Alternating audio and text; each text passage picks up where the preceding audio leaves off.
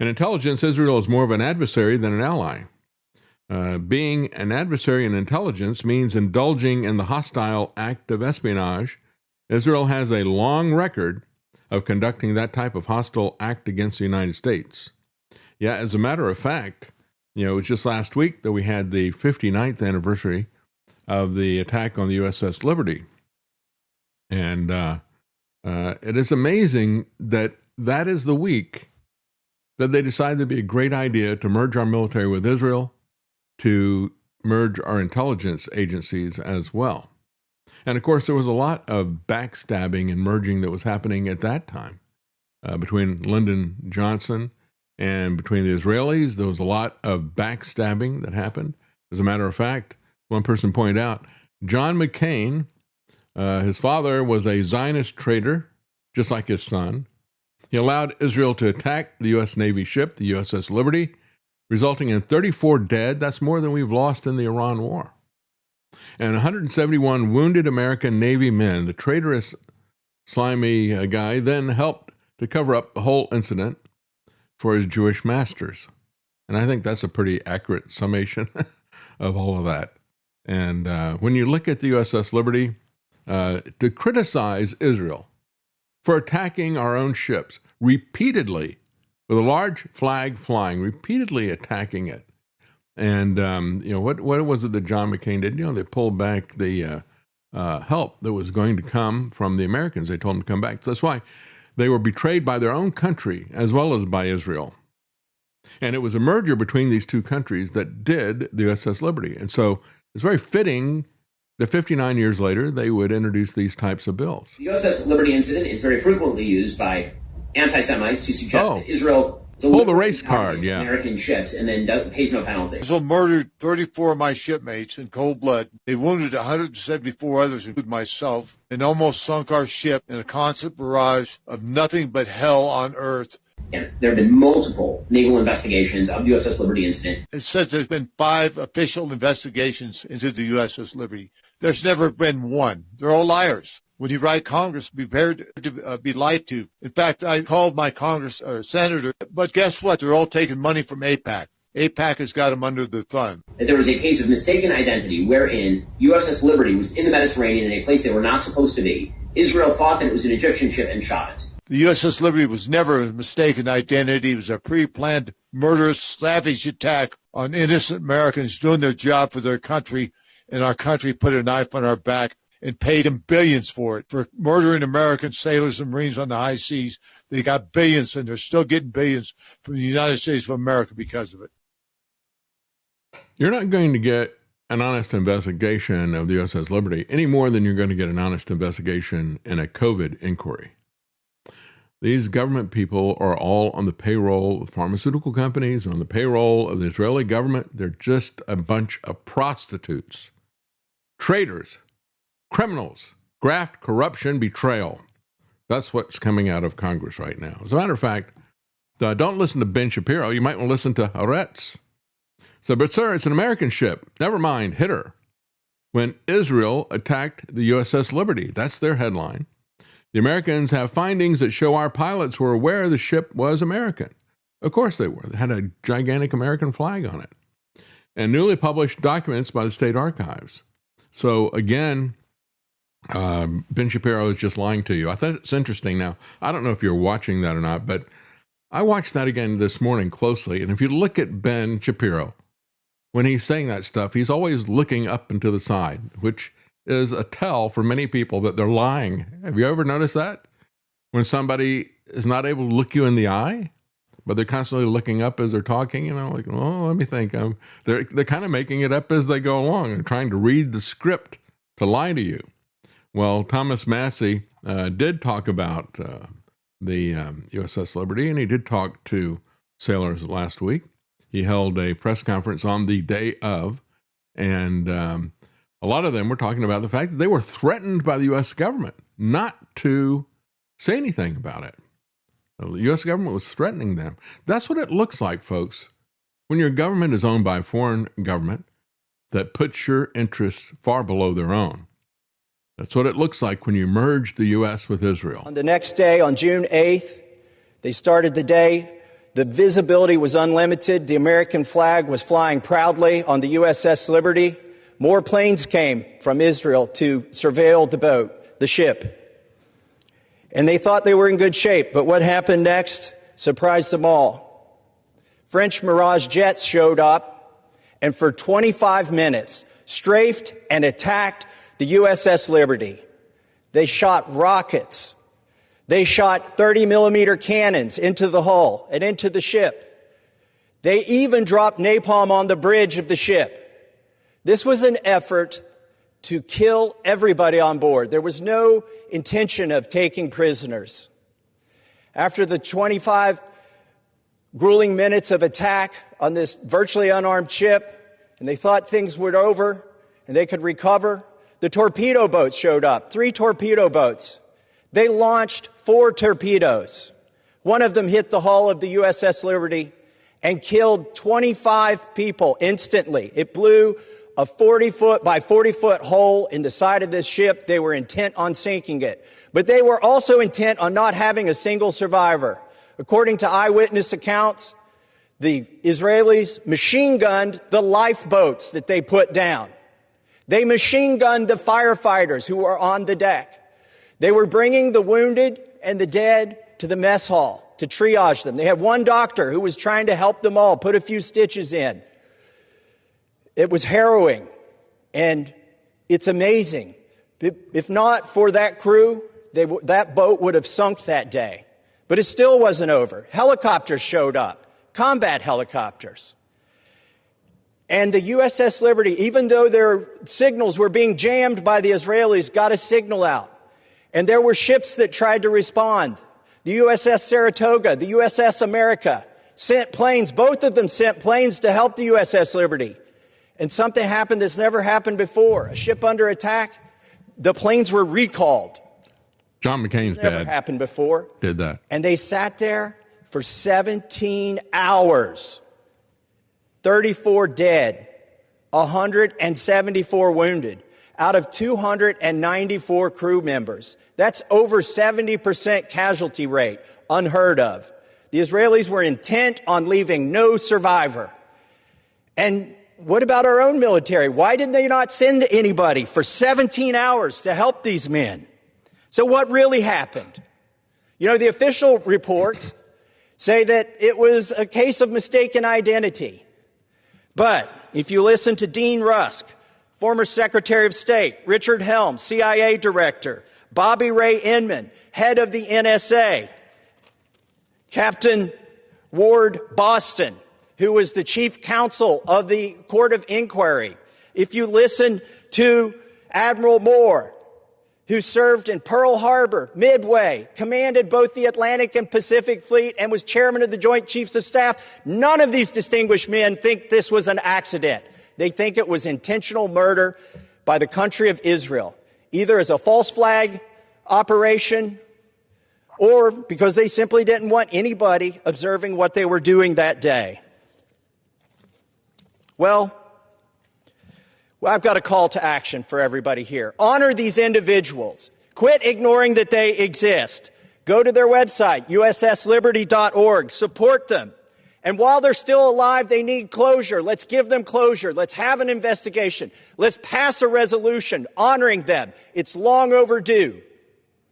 And then they can have their justice. With that, I yield back. And I ask unanimous consent to enter into the record a declaration of Ward Boston declaring that the only official court of inquiry was invalid. Well, again, will there be an investigation? Of course not. Just like there'll be no investigation of COVID. Instead, on the 59th anniversary of this happening, you have the U.S. and Israel moving to, the U.S. is moving to formally surrender themselves to the Israeli military. We're going to bring them in militarily, merge with them. We're going to give them all of our intelligence. They will give us no intelligence, as a matter of fact. And so this is the response they have. What? Even calling it a merger is very disingenuous when they aren't giving us any intelligence. We're giving it to them. They aren't giving us any money. We're giving it to them. It's a subordination of the U.S. military. That's right. Called a hostile takeover. That's what you do with corporations when one corporation buys out another and they don't want to be taken over. Except these people who are elected representatives do want to be taken over.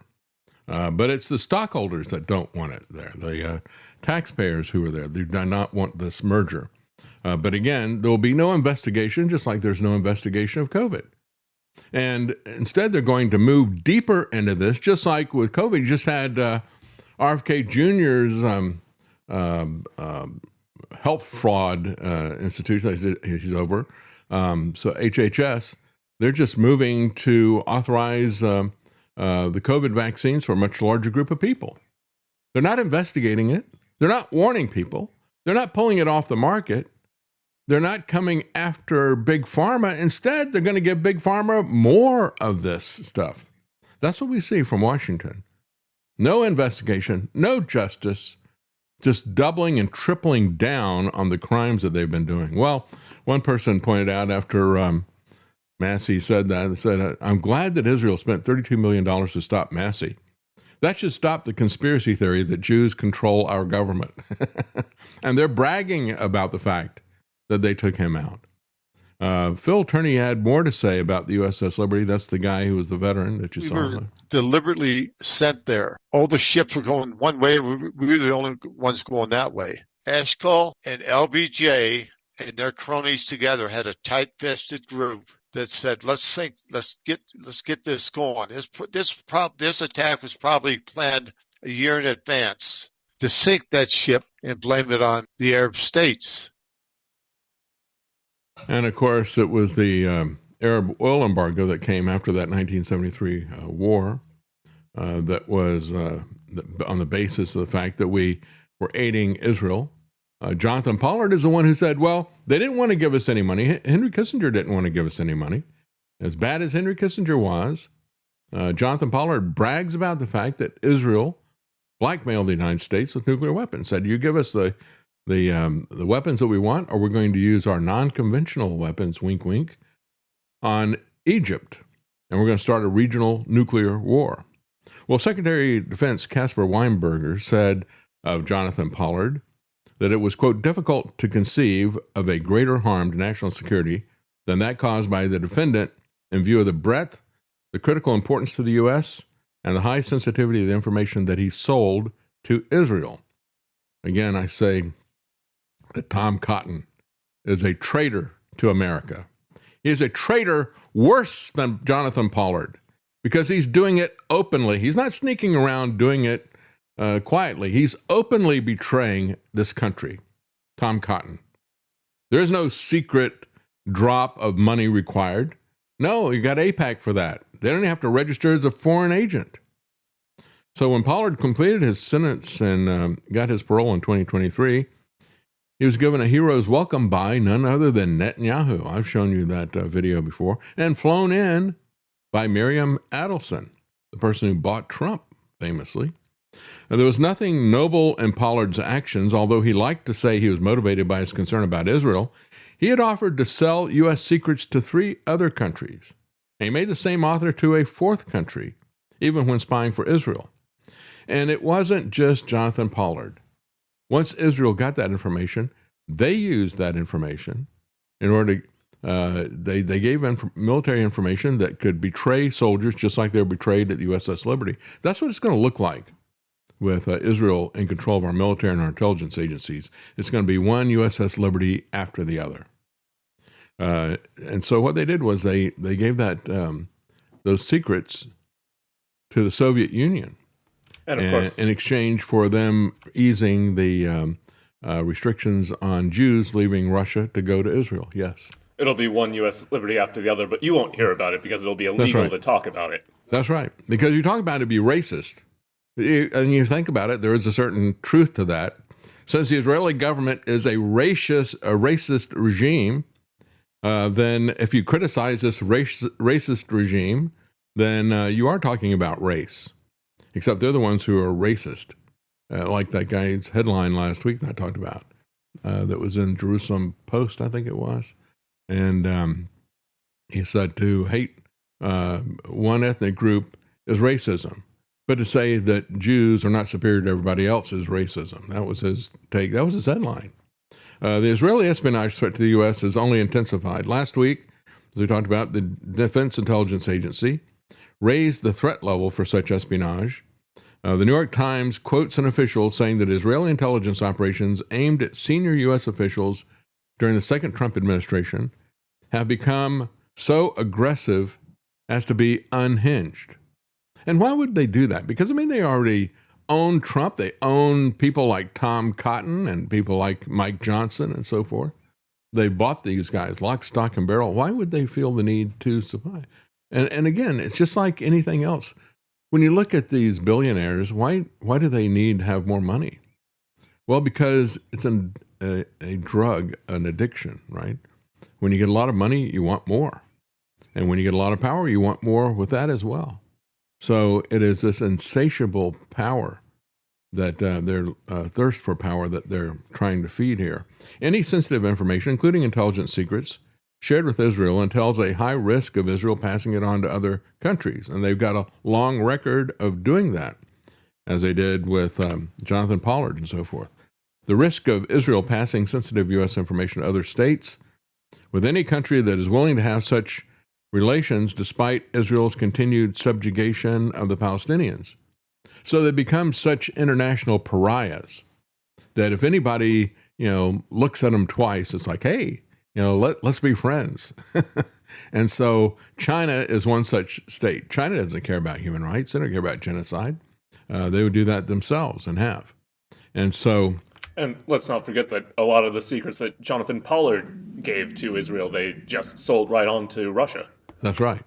And what they're saying here is that U.S. intelligence secrets that Israel have been passed on to China.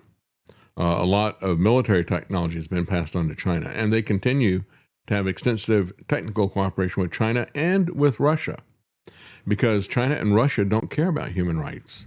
And so, hey, if we can establish our we have so few countries that like us. Let me give you something. You'll like us even more. Israel has started more wars, attacked more nations than any other country in the Middle East. It uses violence, and probably in the world, if you exclude the U.S. Probably the U.S. and Israel have attacked more countries and nations than any other. It uses violence to seek regional hegemony and to destroy Palestinian nationhood in ways that are inconsistent with U.S. interests, because we don't have principles anymore, right? We only have interests. The current war with Iran demonstrates a sharp divergence between the U.S. and Israeli interests. Netanyahu's government has been sabotaging efforts to end this war. And the latest example of this is that on Sunday, as Trump is trying to finalize the deal he thinks he's got with Iran, and it appears that maybe this time it's gone through. Pakistan has said it has, and the Iranian Foreign Ministry has said it has, in addition to Trump always boasting about ending it. So something may happen, but it's not. It's just the beginning of a process. They may get the strait open, and they may have some things that start to happen this week. All of that would be positive to push that back, but it's not a given yet. But as all that was happening, what Netanyahu did was to bomb Beirut and to expand the attack on Lebanon, which is tied to this. So again, he is trying deliberately to keep the peace talks from happening. That is not in our interest. It's not even in his interest, as a matter of fact. The Israelis believe that what Netanyahu has done has been counterproductive for their own security. And of course it has. If you act like a terrorist nation, what you're doing is you're feeding the terrorists. Attacks that sabotage diplomacy are among the Israeli operations that might use shared U.S. intelligence. The U.S. will also be blamed for aiding other violent Israeli operations because of the enhanced intelligence sharing, even if it no longer is paying for Israeli arms. So in other words, we're going to be tied to this bloodthirsty regime that has been involved in state terrorism, and by that I mean attacking civilian populations, attacking preemptively, aggressively, starting wars, not fighting wars of defense. And so we're going to be tied in with them. And what is going to happen with that? I've seen picture after picture of people weeping over their dead children. have been blown apart. And they are going to, the wrath that America and Israel has been storing up is going to come back to us. These chickens are going to come home to roost in the form of terrorism. And of course, because of the kind of intelligence agencies that we have, if these people don't or can't engage in terrorism, they'll do it themselves and blame it on them. And it'll be perfectly plausible as a false flag attack, because everybody will understand what we have done and what we have been a partner in doing. The supposed escape clause in Section 622 of the Intelligence Bill would be so cumbersome as to be useless. The required report to Congress would dump the issue on Capitol Hill, where the Israeli lobby would quickly depict it as a question of being for or against the security of Israel. And again, let me just repeat, there is no reciprocal sharing requirement being put together from Israel. This is strictly a one-way street. Does our billions in subsidy here buy their loyalty? Well, exactly the opposite. Rather than being appreciative of $300 billion, they have betrayed us time and again. They have drawn us into their conflicts. And they have used that money to bribe our own politicians and to turn our own politicians into Benedict Arnolds. That's what Tom Cotton is. That's what the GOP has become. There is no bill in the Israeli Knesset that would mandate intelligence sharing with the U.S. None whatsoever. It's a one-way street. Audi, Modern Retro Radio, thank you very much. That's very generous. I appreciate that. It says, hi, David, Travis, and Lance. The most recent episode of my podcast, Everything is a Lie, Damn It, is a great conversation with our own Jason Barker with Knights of the Storm. Yes. Thanks for doing what you do and how you do it. Well, absolutely, folks. Check that out. I didn't know that. I'll have to watch that. I'd be interested in seeing the interaction between Audi and Jason. And again, that's on Everything is a Lie, Damn It, his podcast. Max Alva says, Mike Judge was way ahead of his time. Do not obey predictive programming. Yeah, well, absolutely. Audi Modern Retro Radio says, eventually IDF soldiers will be on U.S. soil locking up people for exercising their First Amendment rights if we let them. Yeah, that's right.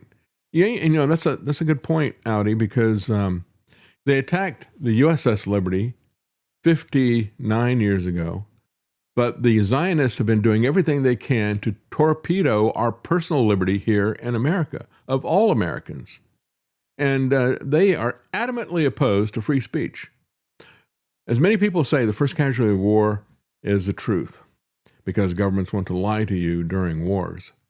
And their response in all of this has been to attack and repeatedly say that the First Amendment has to be modified in order to save it. Right? That's like somebody saying, well, you got to infringe on the Second Amendment in order to protect the Second Amendment. Well, if you infringe on it, you have violated it. And free speech is either absolute or it doesn't exist. And so what we have seen over and over again from Zionist legislators whose real loyalty lies to Israel, people like Randy Fine, and then, of course, people like Tom Cotton, many of them in the Trump administration, calling for penalties for people, including criminal penalties and jail, if you criticize a foreign state.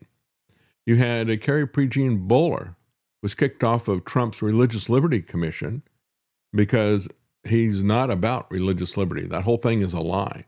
He and the Republicans running it, people like Dan Patrick in Texas, the lieutenant governor there, when she said, well, wait a minute, you're saying that if we criticize a foreign government, that is anti-Semitism, and that's not going to be allowed? Well, first of all, anti-Semitism isn't even something that should reflect on religion, but yes, they tied that in, and because she even asked that question.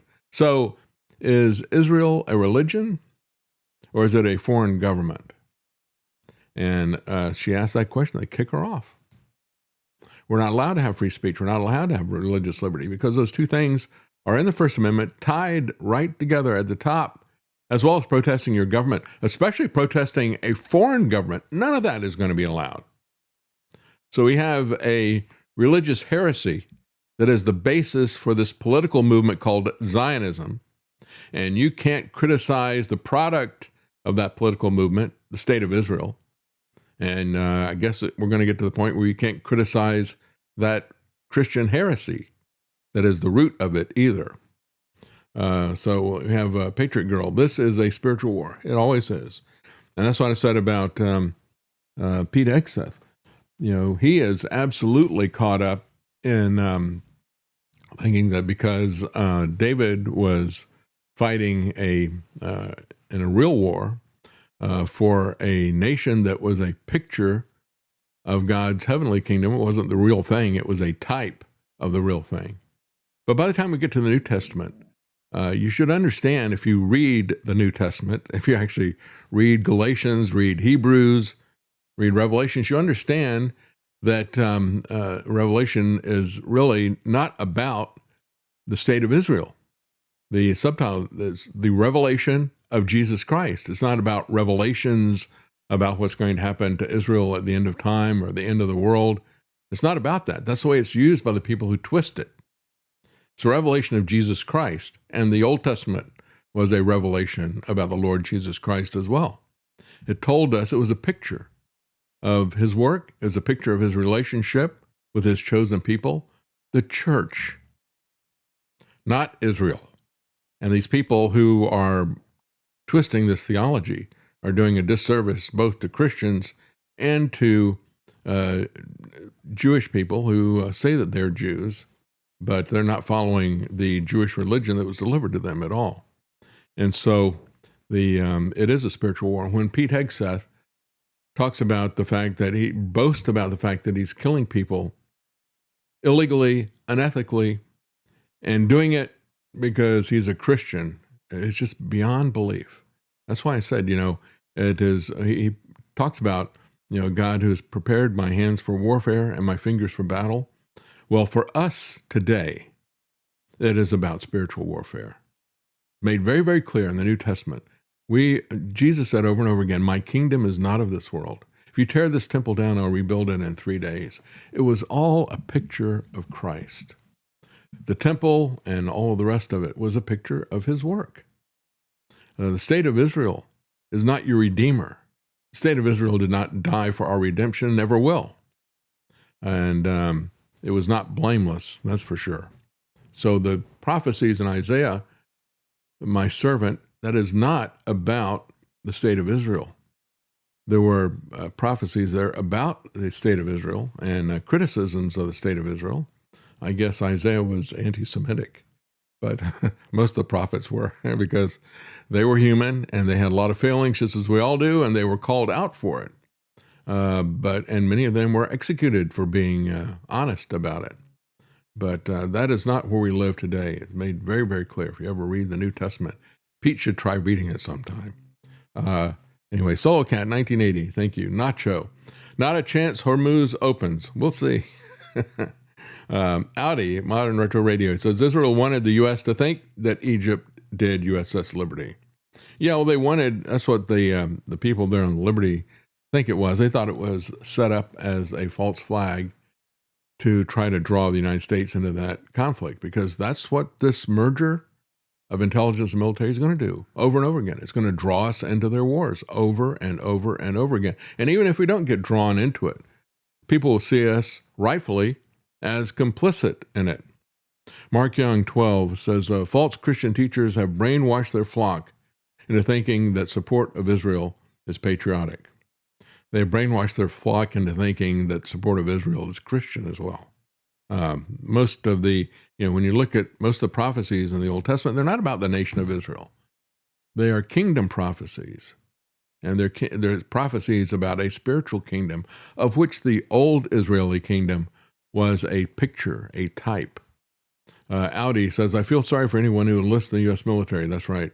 They're going to get the USS Liberty treatment. He said they're going to be perpetual human targets for the greater Israel agenda. I absolutely agree.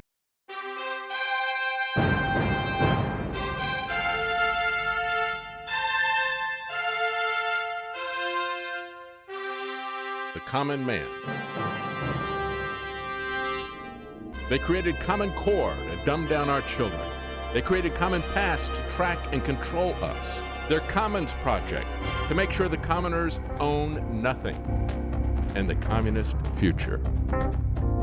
They see the common man as simple, unsophisticated, ordinary. But each of us has worth and dignity, created in the image of God. That is what we have in common. That is what they want to take away. Their most powerful weapons are isolation, deception, intimidation. They desire to know everything about us while they hide everything from us. It's time to turn that around and expose what they want to hide. Please share the information and links you'll find at davidknightshow.com. Thank you for listening. Thank you for sharing.